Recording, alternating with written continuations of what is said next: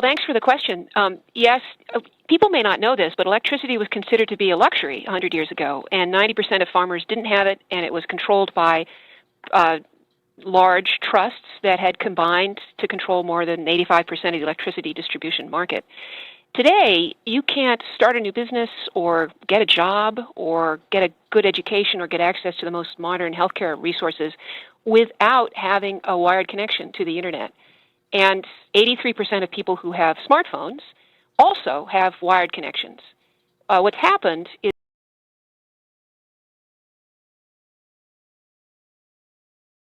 would allegedly run the program again, so that a US location was chosen. In Jerry's view, this means the game is already rigged in favor of American players. So why not get his own piece of the pie?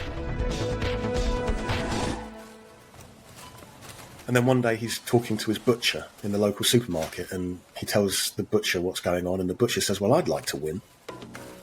Jerry agrees, but he wants to make sure that nothing traces back to him, so he instructs the butcher to give the prize to a friend of his. And of course, Jerry turns on his television one day, and there's a commercial from McDonald's with a lucky winner on it, and he sees his butcher celebrating his win, and he goes crazy. And he calls the butcher and says, what are you doing? We know each other. You can't... We're friends.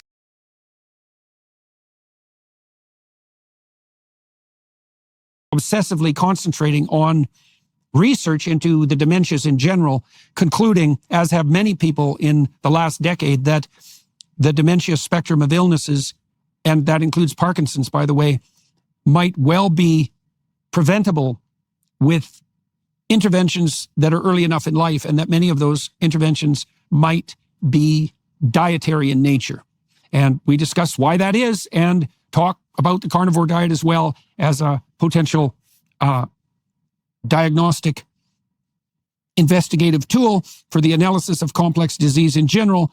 And, well, I suppose in some ways celebrate the possibility that dietary modulation might prove to be the treatment of choice on the prevention side for these terrible degenerative neurological diseases.